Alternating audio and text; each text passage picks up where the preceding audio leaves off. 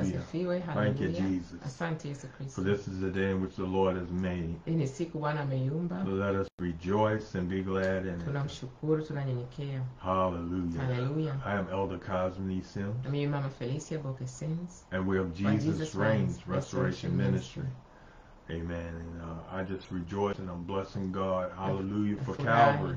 Nambariki Bwana kwa ajili ya Thank Calvary. God for the shedding of his precious blood. Kwa ajili ya damu yake ya thamani aliyomwaga kwa ajili for your sins and my sins. Kwa dhambi zangu na dhambi zako. Hallelujah. He made a way for us. Ametutengenezea njia. Hallelujah. That lamb, that precious lamb of God that was Mwana kondoo wa thamani wa Mungu. Sacrifice for the sins of the world. Aliyetolewa kafara kwa ajili ya dhambi za ulimwengu. Hallelujah. And God, hallelujah, given us his precious Holy Ghost. Na Bwana ametupatia Roho wake Mtakatifu. Not leaving us comfortless. Hakutuacha bila mfariji. The songwriter said, thank God for Jesus who laid the foundation. Mwimbaji amesema anamshukuru Bwana kwa kuweka msingi. Thank God for Jesus who opened up the way.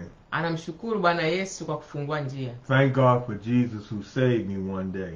Anamshukuru Bwana Yesu kwa kumwokoa siku ile. Thank God, thank God, thank God. Asante Mungu, asante Mungu, asante Mungu. Hallelujah, Jesus. Hallelujah, Yesu Kristo. I hear the voice of the Lord in his word where he said, I will not leave you comfortless. Anasikia sauti ya Bwana inasema hatatuacha bila mfariji. And the comforter, which is the Holy Ghost. Na mfariji huyo ambaye ni Roho Mtakatifu. Hallelujah, will lead you and guide you in all truth. Atatuongoza katika kweli yote. And will do those things in which I command of you. Atatusaidia kufanya yale ambayo Bwana ametuamuru. Amen. Amen. Thank you, Jesus. Asante Yesu Kristo. We thank God for Calvary. Asante Yesu Kristo kwa We thank God for Jesus. Asante kwa Yesu Kristo. We thank God for the promise of eternal life. Asante kwa ahadi ya uzima wa milele. Hallelujah. And an inheritance. Na kwa urithi among them that are sanctified. Katika wale waliokombolewa. Hallelujah. Thank you, Jesus. Asante Yesu. We have so much to thank the Lord. Tuna mambo mengi ya kumshukuru Bwana. I just want to take the time to give him the honor and glory that's due unto his name. Nataka kuchukua muda huu kumpa sifa na utukufu na his great name, Jesus Christ. Jina lake ni Yesu Kristo, Bwana wetu, mkombozi wetu. Hallelujah. Hallelujah. We're going to get to our lesson. I thank God for his word. Namshukuru Bwana kwa neno lake siku ya leo. Hallelujah.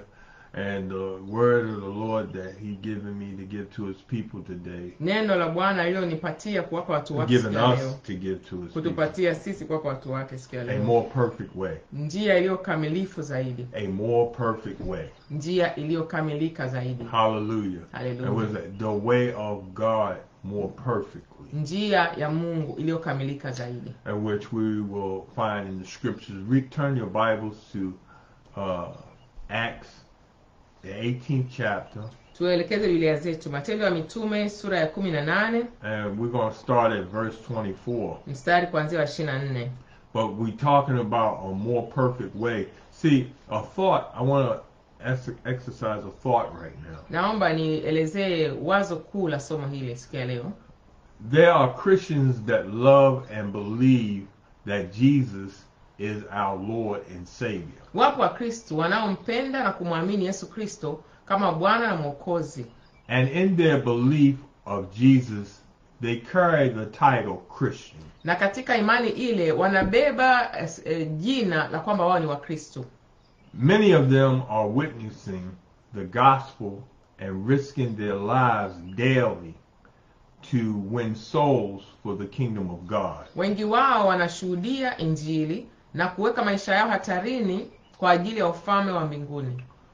And some Christians have received the Holy Ghost but haven't been baptized in Jesus' name. Na baadhi ya Wakristo hao wamepokea Roho Mtakatifu lakini bado hawajabatizwa kwa jina la Yesu.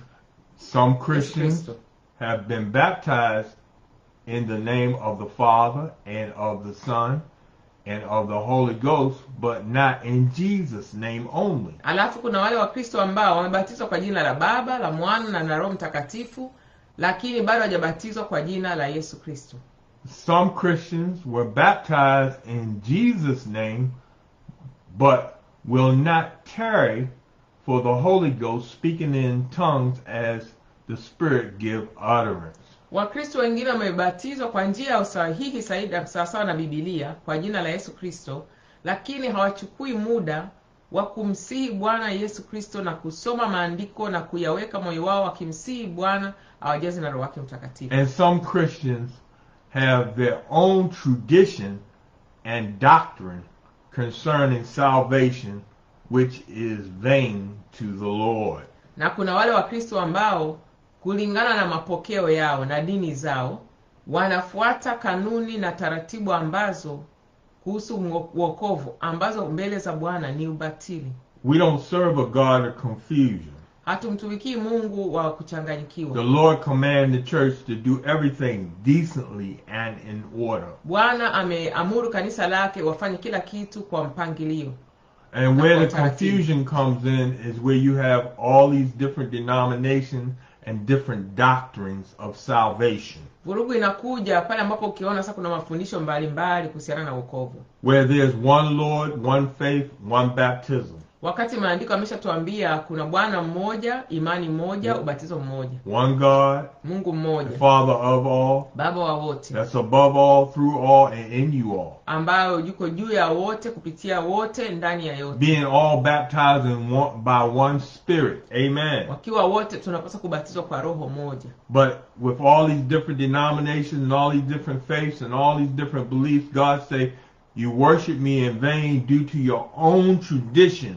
Unaona maandiko Bwana Yesu alisema tusije tukajikuta tunamwabudu bila faida yoyote. We don't want to be wasting time when we should be redeeming the time. Amen. Hatutaki tupoteze muda wakati tumeambiwa tuokoe muda. Doing those things which edify Christ, walking in the beauty of holiness, speaking truth. Amen. Fanya yale mambo ambayo yanamuinua Kristo, tukitenda kazi yake sasa na maandiko yake na mapenzi yake.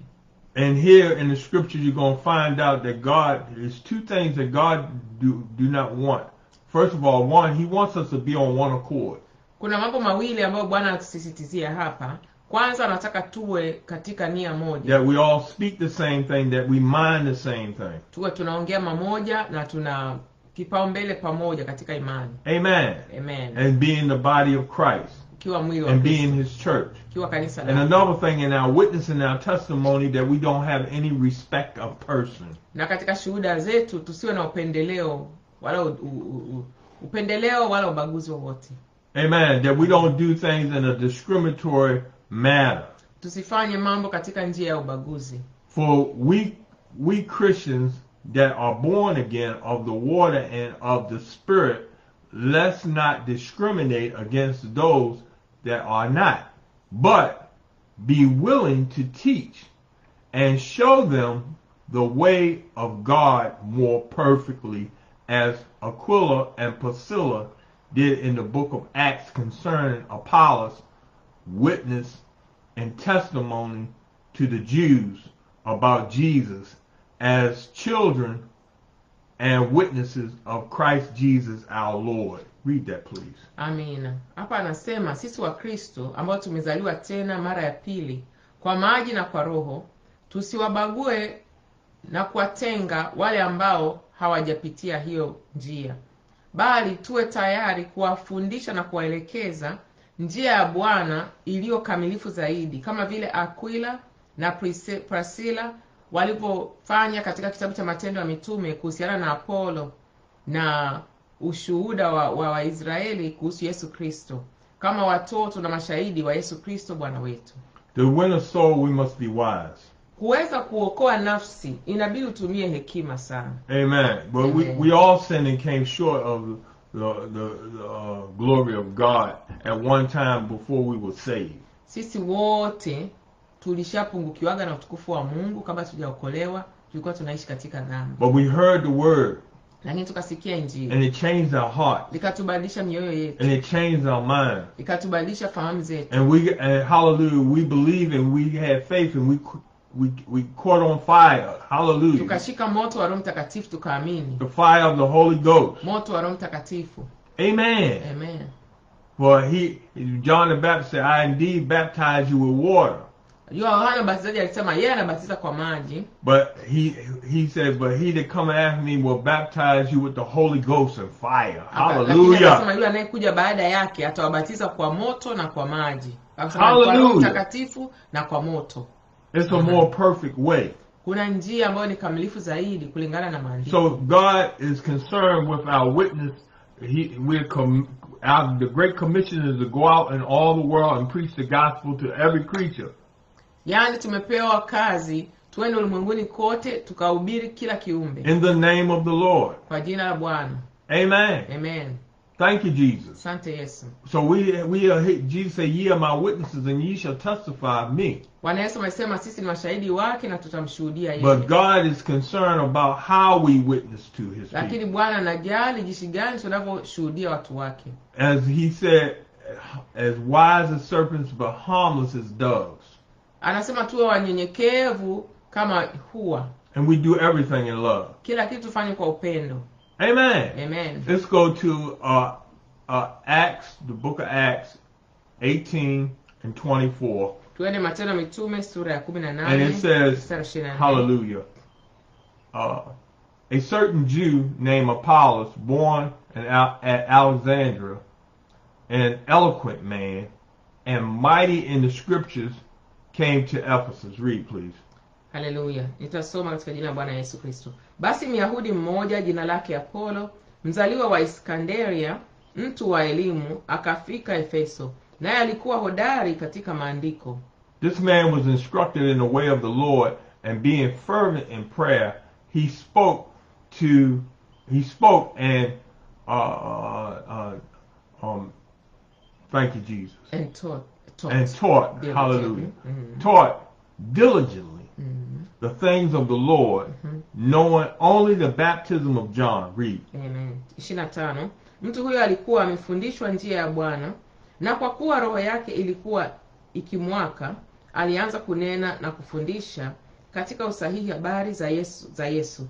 Naye alijua ubatizo wa Yohana tu. Verse 26. And he began to speak boldly in the synagogue, whom when Aquila and Priscilla had heard, they took him unto them and expounded unto him the way of God more perfectly. Read, please. 26 inasema, akaanza kunena kwa ujasiri katika sinagogi, hata Priscilla na Aquila walipomsikia, wakamchukua kwao, wakamweleza njia ya Bwana kwa usahihi zaidi. And when he was disposed to pass into Achaia, the brethren wrote, exhorting the disciples to receive him, who, when he was come, helped them much which had believed through grace. Read, please. Amen. 27. Na alipotaka kuvuka bahari aende mpaka Akaya, ndugu wakamhimiza, wakawaandikia wale wanafunzi wamkaribishe. Na alipofika akawasaidia sana wale waliokwisha kuamini kwa neema ya Mungu. Verse 28, for he mightily convinced the Jews, and that publicly showed about the scriptures that Jesus was Christ. Amen. 28 sema, kwa maana aliwashinda Wayahudi kabisa mbele ya watu wote, akionyesha kwa maneno ya maandiko ya kuwa Yesu ni Kristo. Amen. Here a certain Jew, hallelujah, somebody that believed Jesus, and he may have, I perceive he's seen the miracles. He may have seen or heard of Jesus. He believed that he is Christ. He is the Messiah. And the only thing he had to prove Christ and witness Christ was through the law. Amen. Yani hapa kuna mtu ambaye ni Myahudi, alikuwa anaamini Yesu Kristo ni Bwana, ila alikuwa sasa hana njia ya kuhakikisha maneno yake na imani yake isipokuwa kutumia agano la kale. He was eloquent. He could speak proper. Alikuwa anaweza kujielezea vizuri. He was mighty in the scriptures. He knew the word. Alijua neno la Mungu. This man, hallelujah, he was instructed in the way of the Lord. Huyu mtu alikuwa ameelekezwa katika njia ya Bwana. Amen. Amen. And being fervent in prayer, he had a boldness. He was ready. He was eager to tell somebody about Jesus. Alikuwa na ujasiri, alikuwa na shauku ya kueleza watu kuhusu habari za Yesu Kristo. Amen. Amen. He was dedicated to telling somebody about the Lord. Alikuwa amejitoa kuambia watu kuhusu Bwana. And he spoke and taught diligently. He was about the business of the Lord, trying to prove who Jesus was through the word of God. And the only thing that he could lay his hands on or knew of when concerning baptism was the baptism of John. Na kuhusu katika kuelezea kwake kwa bidii, maelezo aliyoanza kuelezea yaliishia kwenye yeye kufahamu ubatizo wa Yohana Mbatizaji. And the word of God said in the 26th verse that he went into the synagogue, he went into the house of God, and he preached Jesus, where at that time they could stone you to death, because if you chose anybody other than the Lord thy God among the Jews, they want to kill you. Unaona, alienda sinagogi kwa ujasiri akaanza kuzungumzia habari za Yesu Kristo. Wakati alikuwa anajihatarisha maisha yake, kwa sababu wakati ule ukizungumzia habari za Yesu Kristo sinagogi unaweza ukapiga mawe. But he went boldly into the synagogue and he preached Jesus, and 2 saints heard him speaking about the Lord. Na watumishi wawili wa Mungu wakamsikia akizungumzia habari za Bwana wakati anazungumza pale sinagogi kwa ujasiri. Aquila and Priscilla heard him, and they took him to the side, and the word of God said they expounded unto him the way of the Lord more perfectly. Walimpeleka pembeni wakaanza kumwelezea vizuri njia iliyo kamilifu zaidi. They expounded unto him the way of God more perfectly. Wakamwelezea njia ya Mungu iliyo sahihi zaidi. Hallelujah. Amen. And he began, after they did that, he began to preach everywhere.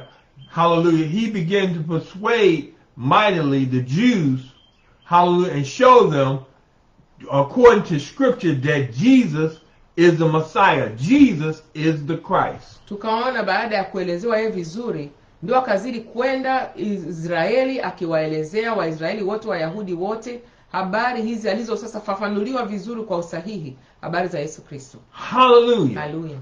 And as saints, when we see people of different persuasions and of different denominations and so forth, let's not look down on them, but let's show them a more perfect way to walk and to live for God. Tukiona kama Kristo, tukiona watu wa madhehebu mengine ya Kikristo, tusiwadharau, tusiwatenge, bali tuwaelekeze njia iliyo sahihi zaidi. A lot of them, a lot of God's people, a lot of the people that are in different denominations, that have different doctrines and so forth. The Bible says, the Word of God says, as we as saints, we and our witness, we persuade men to come to Christ. Unaona, Biblia inatuambia sisi kama Wakristo tuna washawishi watu waje kwa Kristo Yesu katika njia iliyo sahihi zaidi. We do it in love and we do it in truth. Tunasema kwa upendo na kwa ukweli. Apostle Paul told the church, I rejoice for the fact that you're walking in truth. Tumishi Paulo alisema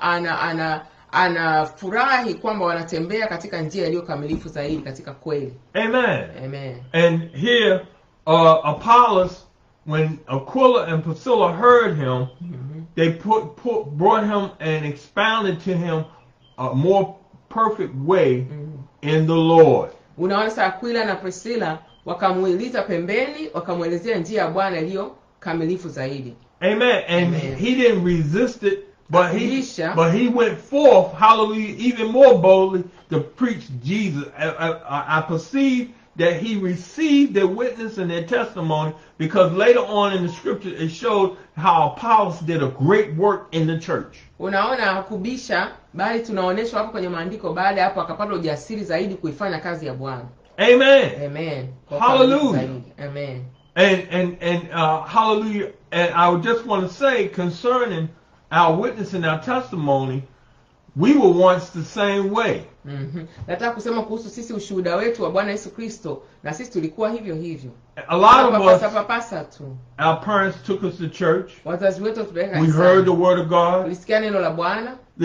Paul said, as an example, the word is nigh thee, even in your mouth, even in your heart. Paulo anasema, yani neno hilo neno hilo liko karibu nawe kwenye kinywa chako. Why? Because even as a child, he gave example, even as a child, from his mother and his grandmother, he learned the scriptures. Anasema hata yeye Paulo alijifunza kutoka kwa mama yake na bibi yake kuhusu neno la Bwana. And he became a Pharisee, and he was well known when it came down to the word, he knew the word, he knew the law, and he was just like Apollos, except for one thing.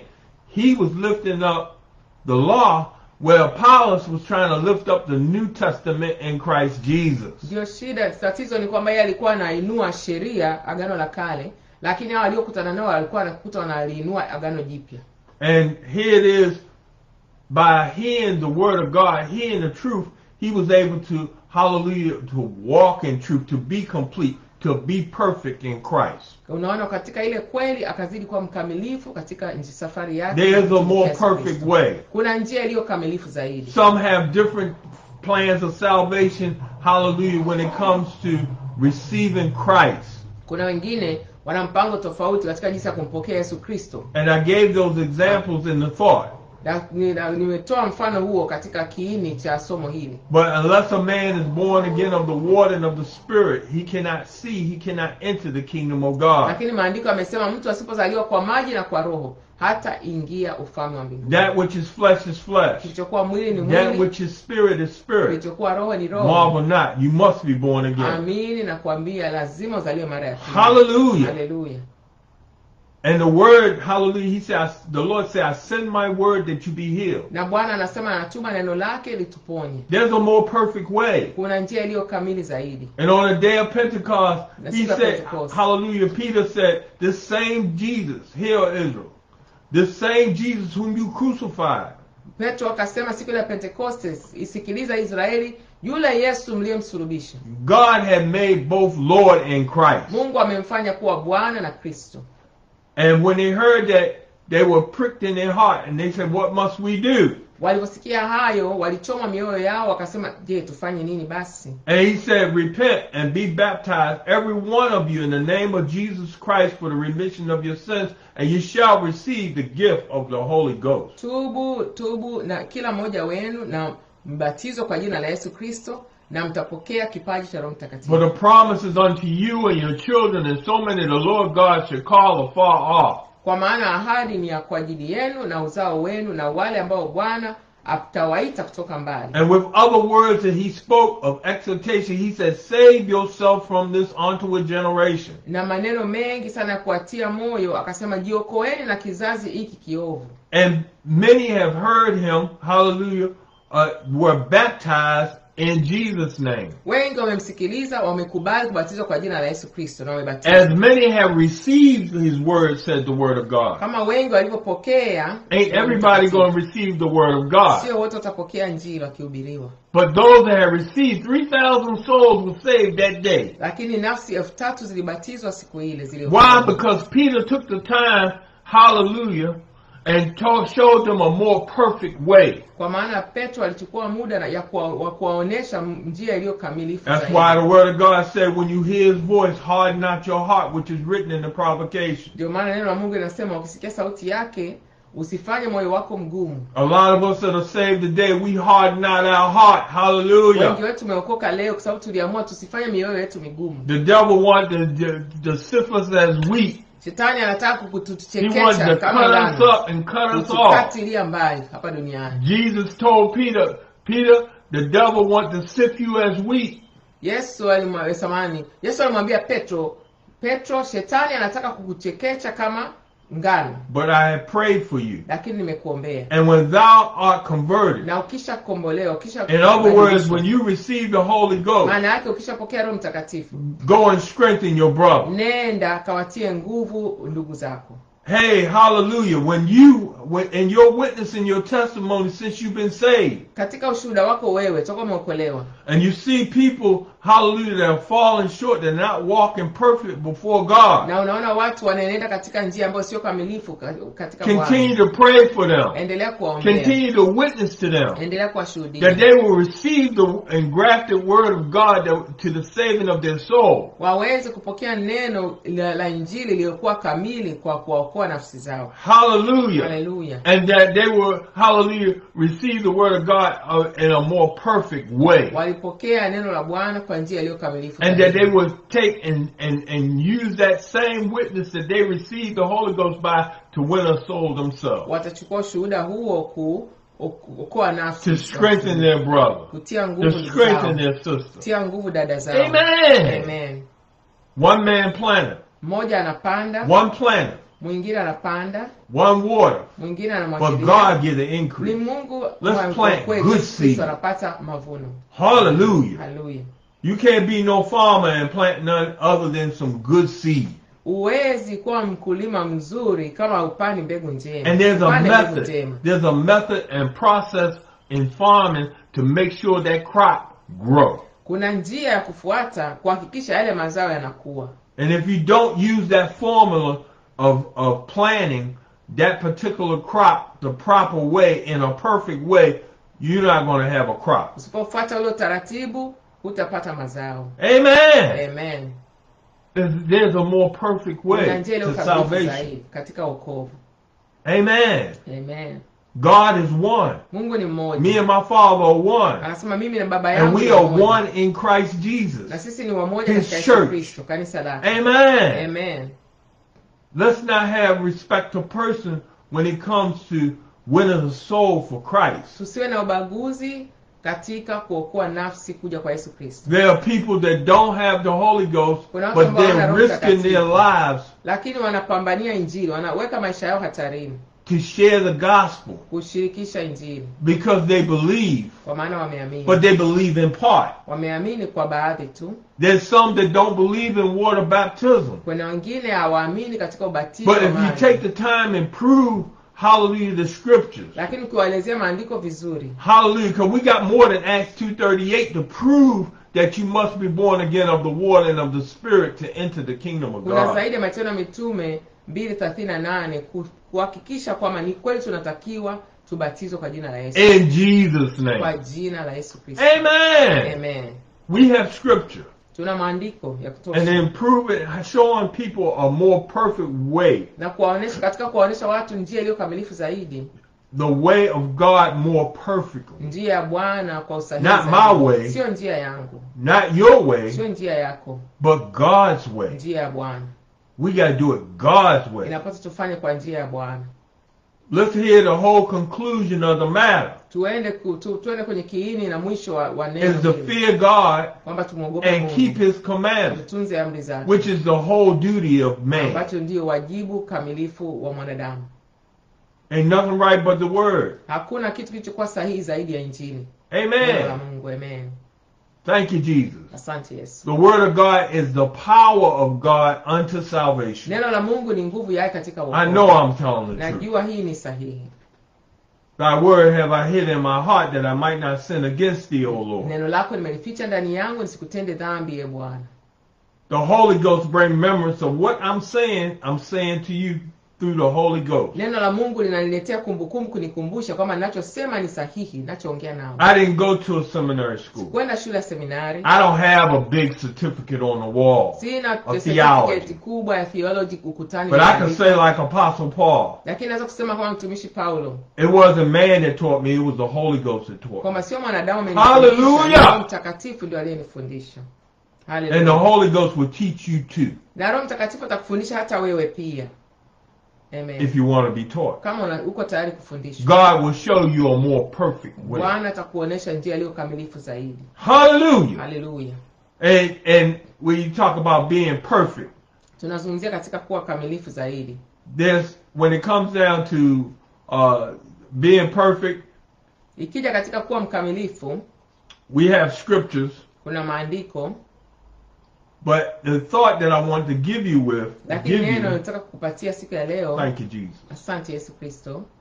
When you talk about a more perfect way, when it comes to being Matthew 5:48. Mathayo 5:48. The Lord said, "Be ye therefore perfect, iweni wakamilifu, even as your Father which is in heaven is perfect." Kama vile ambavyo baba yenu wa mbinguni alivyo mkamilifu. Philippians 3:15. Pia tunaona Wafilipi 3:15. Let us therefore as many as be perfect. Na tuwe basi jinsi ambavyo wengi tuwe wakamilifu. Be thus minded. Tuwe na fahamu za jinsi hiyo pia. And if in anything ye be otherwise minded, na kama chochote kile kikiwa kinyume ya hapo, God shall reveal even this unto you. Amen. Atakushuhudia hata hili. Now I'm giving you scripture where God is instructing his church, the saints, to be perfect. Hapo nimekuonesha maandiko ambako Bwana ameamuru watakatifu wake, watu wake wawe kamilifu. Nevertheless, Philippians 3:16, nevertheless, whereunto we have already obtained, let us walk by the same rule, let us mind the same thing. Amen. Filipi 3:16 inasema, hata hivyo, pale ambapo tumeshapokea, na tuendelee kutembea katika sheria hiyo hiyo, na tuunie mamoja.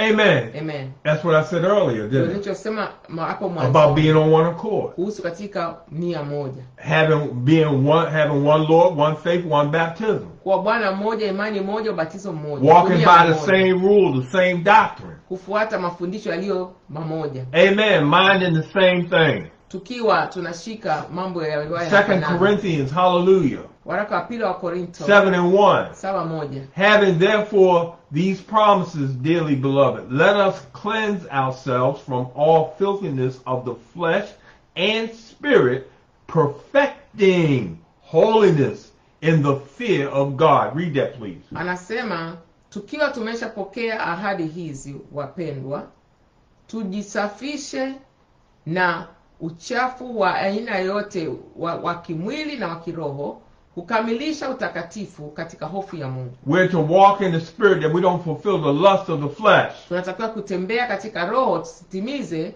tamaa za mwili. Perfecting holiness in the sight of God, in the fear of God. Utakatifu katika hofu ya Mungu. Amen. Amen. God delighting them that fear him. Bwana anafurahisha na wale wanamuogopa. Perfecting, being perfect in holiness. Huwa mkamilifu katika utakatifu. Do you see a pattern here in the scriptures? Unaona katika maandiko hapa. Huh? Amina. God is showing you in his word, he's reminding you. It's repetitious, but it's a reminder of how we must be before God. Bwana anatuonesha ni jinsi gani tunapaswa kuenenda mbele za Bwana. God wants his people to be without spot or blemish. Bwana anataka watu wake wasiwe na mawaa wala kasoro yoyote atakaporudi. And that's to be perfect in him. Ni kuwa kamilifu katika yeye. That's to be perfect, walking in his holiness, true righteousness and true holiness. Kutembea katika utakatifu wake wa kweli. Hallelujah. Hallelujah. James 1:25. But whosoever look into the perfect law of liberty and continue therein, he being not a forgetful hearer, but a doer of the works, this man shall be blessed in his deeds. Read, please. Yakobo 1:25 anasema, lakini yule anayeangalia katika sheria iliyokamilika ya uhuru na kuendelea katika hiyo, asipokuwa msikilizaji anayesahau, bali mtendaji wa kazi, mtu huyu atabarikiwa katika matendo yake. The perfect law of liberty. Yani sheria iliyokamilika ya uhuru. God don't have his people bound, but we are free. Hallelujah. Bwana hapendi watu wake wawe watumwa na wafungwa, bali anataka wawe huru. But he who the Son set free is free indeed. Hallelujah. Yule ambaye Mwana amemweka huru ni mhuru kweli kweli. We have liberty in Christ Jesus. Tuna uhuru katika Kristo Yesu. You shall be blessed in your deeds. Hallelujah. If you continue therein. Utabarikiwa katika matendo yako ukiendelea katika njia hii. Not just a hearer of the word, but a doer of the work. Sio tu msikilizaji wa neno, bali mtendaji mtimilifu na tii neno. There's a more perfect way. Kuna njia iliyokamilika zaidi ya kumtumikia Bwana. There's a more perfect way in believing Christ. Kuna njia iliyokamilika zaidi ya kumwamini Yesu Kristo. But they that come to him must believe that he is. Wale wanaokuja kwake lazima waamini kwamba yeye ndiye. And he's a rewarder of them that diligently, constantly seek him. Na hutoa thawabu kwa wale wanaomtafuta kwa bidii. Believe that he is what? That he is God. Kuamini kwamba yeye ni Mungu. Hallelujah. Hallelujah. Ephesians 5:26 and verse 27. That he might sanctify and cleanse it with a washing of the water by the word, what? That he may present it to be a correction. Present it to be correction. Hallelujah. Thank you, Jesus. That he might present it to himself as a glorious church, not having spot or wrinkle or any such thing, but that it should be holy, his church, to be holy, and without blemish. Hallelujah. Hallelujah. Read these two verses for me, please. Tutasoma Waefeso 5:26 na 27 katika jina la Yesu Kristo, kwamba aweke wakfu na kutakasa na kusafisha, kuisafisha kwa maji ya neno la Mungu. Waefeso 20:27 inasema kwamba aiweke kwake, ailete kwake kanisa lililotukuzwa, lisilokuwa na kasoro wala mawaa wala makunyanzi ya aina yoyote, na kwamba liwe takatifu lisilokuwa na mawaa. You'll be a good minister of Jesus Christ, not just to bring the people to their remembrance, but to warn them. Amen. Utakuwa mtumishi wa Yesu Kristo aliyekamilika, usio kwamba unawaletea tu injili, unawafundisha, bali unawaonya. Jesus wants his church without spot or blemish when he comes. Yesu Kristo anataka kanisa lake lisiwe na kasoro wala mawaa anaporudi. A sanctified church. Lililokamilishwa. A clean and pure-minded church. Kanisa lilo safi kabisa lenye ufahamu uliotakaswa. For the Lord say, upon this rock I build my church, and the gates of hell shall not prevail against it. Kwa maana anasema kanisa hili nitalijenga katika msingi huu, na milango ya kuzimu haitaitikisa. And 1 Peter 1:15, but as he which have called you is holy, so be ye holy in all manner of conversation, because it is written, be ye holy, for I am holy. Read. Waraka wa kwanza wa Petro 1:15 na 16. Nitasoma katika jina la Bwana Yesu Kristo. Lakini kama vile ambavyo yule aliyowaita ni mtakatifu, iweni watakatifu katika kila aina ya mazungumzo. Lakini kwa sababu imeandikwa, iweni watakatifu kama ambavyo mimi ni mtakatifu. All that was said, all that was illustrated, yote yaliyoelezewa hapa, pertaining to, hallelujah, what I said earlier in the lesson, the scriptures said amen. Katika somo hili, and backed us up. Maandiko yanatuhakikisha kwamba amen. Amen. The word of God said, prove all things. Neno la Bwana nasema hakikisha mambo yote. Prove how Christ is in you, lest you be reprobate. Usije kukataliwa. And to be perfect, na kuwa mkamilifu, what describes perfect? Nini kinaelezea ukamilifu? The meaning of perfect is to having all the required and desirable elements. Yani kuwa mkamilifu, qualities, yes sir, and characteristics as good as it is possible to be. Amen. Read that please. Inasema kuwa na ukamilifu ni kuwa na vigezo vyote vinavyotakiwa, sifa zote na vilivyo vyema kadri inavyowezekana. The word perfect can also be used as a verb, meaning to make something perfect. So you got to work at it too. Neno la ukamilifu linamaanisha pia kumaanisha kwamba ni tendo, sio tu sifa. Yani kukamilisha kitu, kuna kazi inatakiwa ifanyike, kuna hatua inatakiwa zichukuliwe mpaka mtu afikie ukamilifu. As a verb, to work at it, hallelujah, to work or make something perfect. Is the Lord said, pick up your cross daily and follow me. You're perfecting holiness. You're walking in Jesus daily, not just on Sundays, but every day you're perfecting holiness. Amina. Yani kama ambavyo tumeambiwa kwenye neno la Bwana, kila siku tumchukue msalaba wetu mfuate Yesu Kristo. Njia hiyo ndio tunakamilisha ule njia yetu na Bwana. You're working at it. Tunapambania.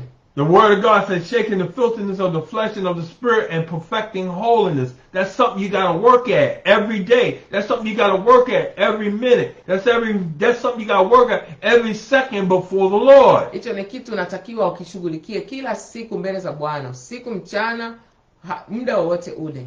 To be perfect is to be complete.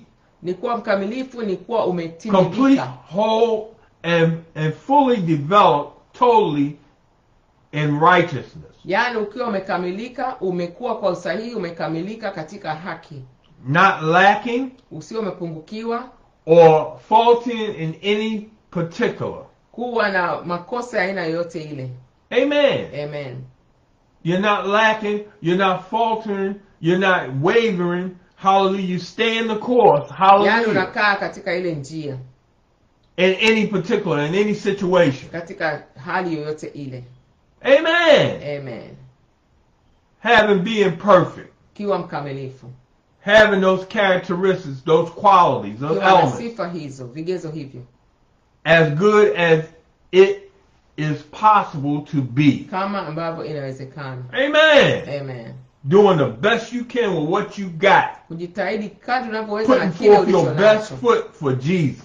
Unatoa yote kabisa ukimtumikia Mungu kwa bidii. To be like Jesus. Kuwa kama Yesu Kristo. Gird up, the word of God says, gird up your pure mind, your clean mind. Maandiko yanasema tuweke fahamu zetu zikiwa timamu. Oh saints, people of God, there is a more perfect way. Watakatifu, kuna njia iliyo kamilifu zaidi. This concludes part 1 of our lesson. Hapa tunamaliza sehemu ya kwanza somo hili. A more perfect way. Njia iliyo kamilifu zaidi. Thank you, Jesus. Asante Yesu Kristo.